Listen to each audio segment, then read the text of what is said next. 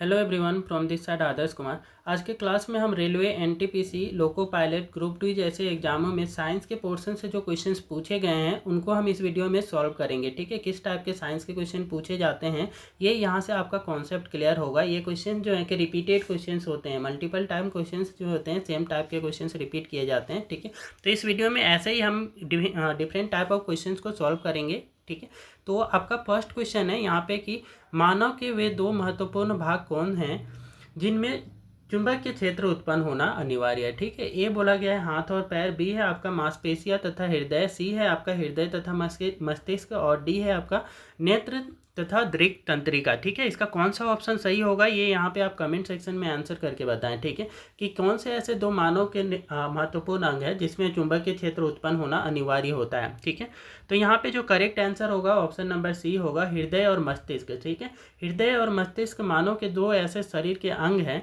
जिसमें चुंबकीय क्षेत्र का उत्पन्न होना अनिवार्य होता है। ठीक है, तो हृदय और मस्तिष्क याद रखेंगे इसके लिए। ठीक है, ये पूछा हुआ क्वेश्चन है एनटीपीसी का। ठीक है, तो अब अगले क्वेश्चन में आते हैं। तो नेक्स्ट क्वेश्चन में यहाँ से आपसे पूछा गया है कि व्यावसायिक मोटरों में किस प्रकार का चुंबक का उपयोग होता है। ठीक है, तो व्यावसायिक मोटर जो होते हैं उनमें किस प्रकार के चुंबक का उपयोग किया जाता है ये यहाँ से पूछा गया है। ठीक है, ए बोला गया है स्थायी चुंबक, बी है नाल चुंबक, सी है आपका विद्युत चुंबक और डी है सामान्य छड़ चुंबक। कौन सा ऑप्शन यहाँ पे सही होगा? तो व्यावसायिक मोटरों में हमारा जो होता है इलेक्ट्रोमैग्नेटिक चुंबक का, आपका इलेक्ट्रोमैग्नेट का यूज किया जाता है, विद्युत चुंबक का प्रयोग किया जाता है। ठीक है, ऑप्शन नंबर सी यहाँ पे सही होगा। ठीक है, तो विद्युत चुंबक इस ऑप्शन के लिए सही है, इस क्वेश्चन के लिए। ठीक है, अगले क्वेश्चन पे आते हैं। तो अगले क्वेश्चन में पूछा गया है सिनेमा के पर्दे पर किस प्रकार का प्रतिबिंब बनता है। ठीक है, सिनेमा घर जो होते हैं उनके पर्दे पे आपका किस प्रकार का प्रतिबिंब बनता है वो बताना है। ऑप्शन नंबर ए बोला जा रहा है आभासी प्रतिबिंब, बी है आपका वास्तविक प्रतिबिंब, सी है दोनों और डी है सभी कथन सत्य है। कौन सा ऑप्शन यहाँ पे सही होगा?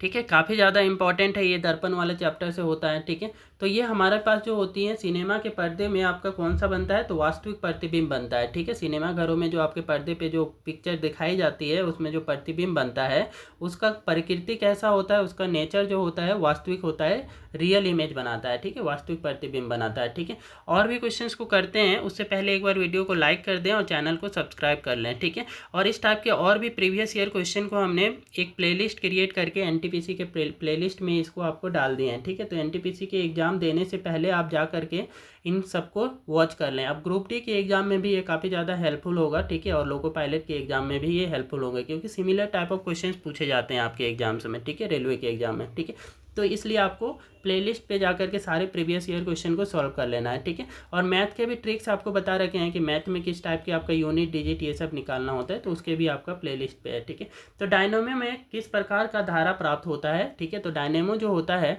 वो किस प्रकार का विद्युत धारा उत्पन्न करता है वो आपको बताना है। ए बोला गया है दिष्ट धारा उत्पन्न करता है, बी है आपका क्या, दिष्ट धारा को बोलते हैं डायरेक्ट करंट। ठीक है, तो डीसी करंट, और प्रत्यावर्ती धारा को एसी करंट बोलते हैं। ठीक है, ये ऑप्शन नंबर बी में एसी है। ठीक है, और सी में है आपका दोनों, और डी है इनमें से कोई नहीं। ठीक है, तो कौन सा ऑप्शन यहाँ पे सही होगा? ठीक है, तो डायनेमो जो होता है, डायनेमो हमारा जो होता है डायरेक्ट करंट प्रोड्यूस करता है, दिष्ट धारा प्रोड्यूस करता है, उत्पन्न करता है। ठीक है, तो दिष्ट धारा इसका ऑप्शन सही होगा। ठीक है, तो यही रहता है कि इलेक्ट्रोमैग्नेटिक इंडक्शन के थ्रू कौन सा धारा आपका होता है, तो उसमें प्रत्यावर्ती धारा बताना होता है। ठीक है, तो यहाँ पे आपका डायनेमो की जब बात करें, जनरेटर की बात करें या डायनेमो या जनरेटर भी लिखा हो, ठीक है, तो याद रखना इसमें क्या बताएंगे आप, दिष्ट धारा बताएंगे। ठीक है, ऑप्शन नंबर ए इसके लिए सही है। अगले क्वेश्चन में आते हैं। तो नेक्स्ट क्वेश्चन है, ये काफ़ी आसान क्वेश्चन है आपका। ठीक है, तो इसको तो जरूर से आपको आंसर करना है। कौन रंग है जिसका खतरे के सिग्नल के लिए उपयोग होता है? ए है पीला रंग, बी है बैगनी रंग, सी है आपका नीला रंग, डी है लाल रंग। ठीक है, तो ये काफ़ी आसान है। ठीक है, लाल रंग का हम खतरे के सिग्नल के लिए यूज करते हैं। ठीक है,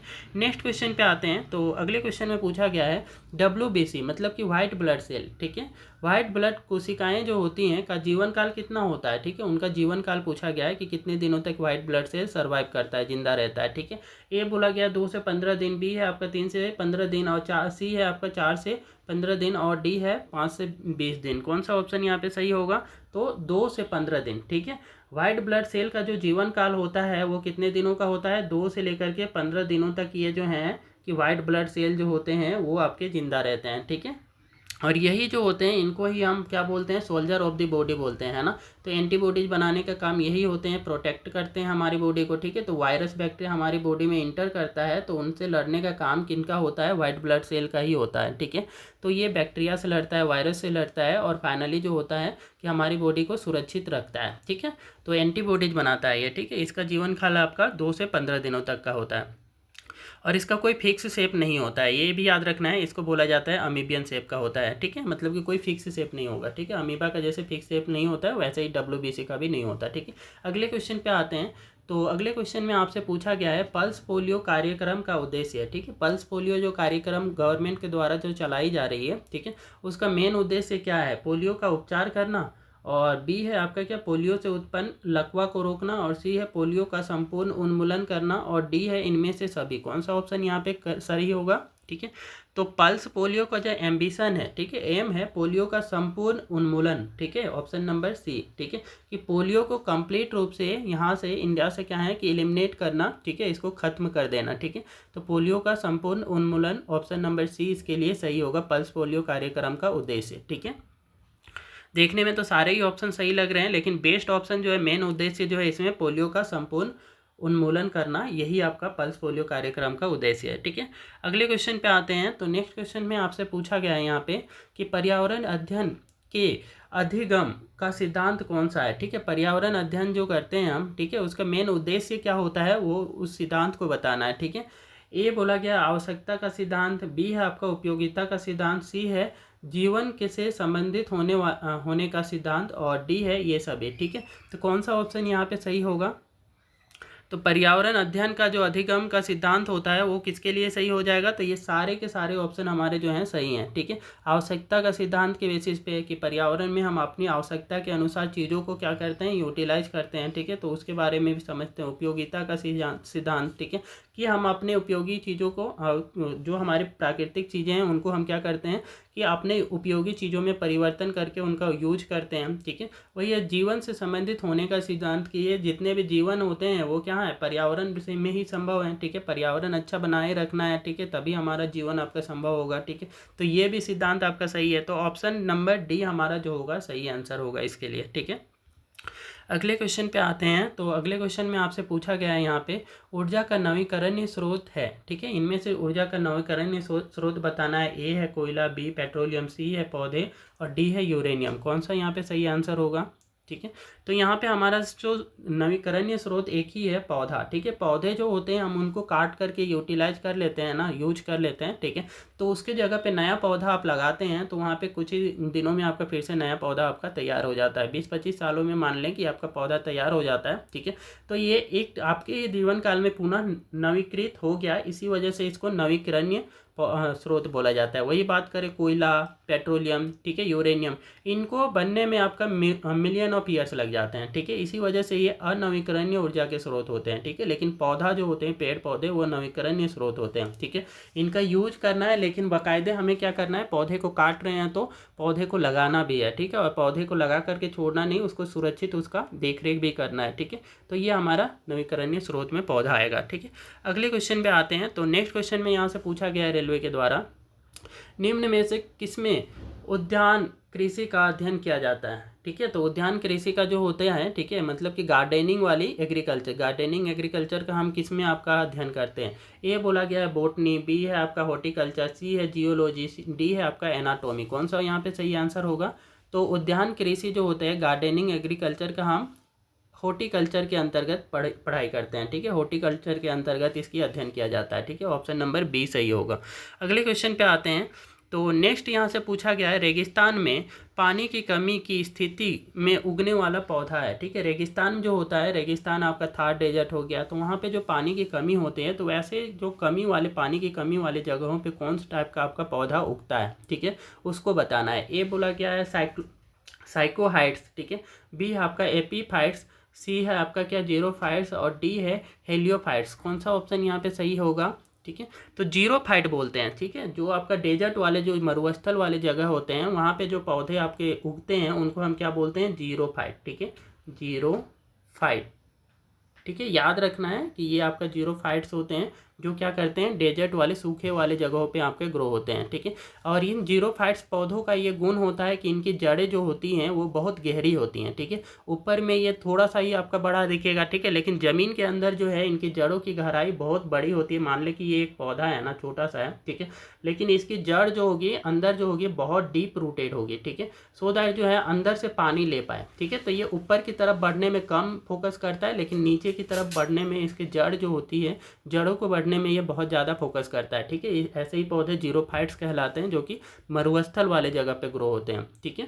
तो ये हो गई। और दूसरी फीचर ये होती है ना कि इनमें ये गुण होता है एलिलोपैथी का। ये एक टाइप ऑफ केमिकल अपने चारों तरफ रिलीज करती हैं, छोड़ती हैं, जिसकी वजह से इसके चारों तरफ ना दूसरा कोई पौधा इसका कंपिटिटर बन के ना ग्रो कर पाए। ठीक है। तो दूसरा पौधे को जन्म लेने से भी रोकती है, जिससे इसका पानी का शेयर भी आपका ना हो। ठीक है। तो ये इस टाइप के पौधे आपके जीरोफाइट्स के अंतर्गत आते हैं। ठीक है।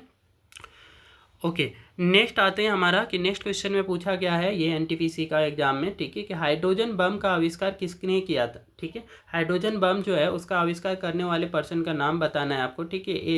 ए बोला गया है जे रॉबर्ट ओपेनहाइमर। ठीक है। और बी है आपका अल्बर्ट आइंस्टीन, सी है आपका सैमुअल कोहेन, और डी यहाँ दे रखा है एडवर्ड टेलर। ठीक है। किन्होंने आप हाइड्रोजन बम का आविष्कार किया हुआ था। तो एडवर्ड टेलर या नाम याद रखना है। Hydrogen bomb is connected with the Edward Teller. ठीक है। Edward Teller has discover hydrogen bomb. ठीक है। एडवर्ड टेलर के द्वारा हाइड्रोजन बम का आविष्कार किया गया है। ठीक है। तो ये था आपका ऑप्शन नंबर डी इसके लिए सही आंसर। ठीक है, एडवर्ड टेलर। अगले क्वेश्चन पे आते हैं। तो बैटरी का आविष्कार किसने किया है। ये तो आप सबको पता होना चाहिए कि बैटरी का आविष्कार किसने किया है। ठीक है। बैटरी का हम बहुत ज़्यादा यूज करते हैं ना। ए बोला गया माइकल फैराडे, बी है आपका वोल्टा, सी है मैक्सवेल, और डी है रोन्टजेन। ठीक है। कौन सा यहाँ पे आपका करेक्ट आंसर होगा।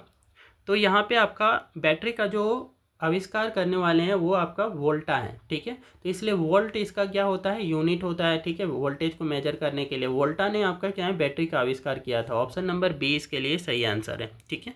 अगले क्वेश्चन पे आते हैं। तो नेक्स्ट क्वेश्चन में यहाँ से पूछा गया है एनटीपीसी का, रेलवे एनटीपीसी के एग्जाम में, ठीक है, कि निम्नलिखित में कौन सा पृथ्वी की सतह पर सबसे प्रचुर तत्व है। ठीक है। पृथ्वी की सतह में सबसे ज़्यादा पाए जाने वाले तत्व का नाम बताना है। ए बोला गया है ऑक्सीजन, बी है सिलिका, सी है आयरन, और डी है एल्युमिनियम। कौन सा यहाँ पे सही आंसर होगा।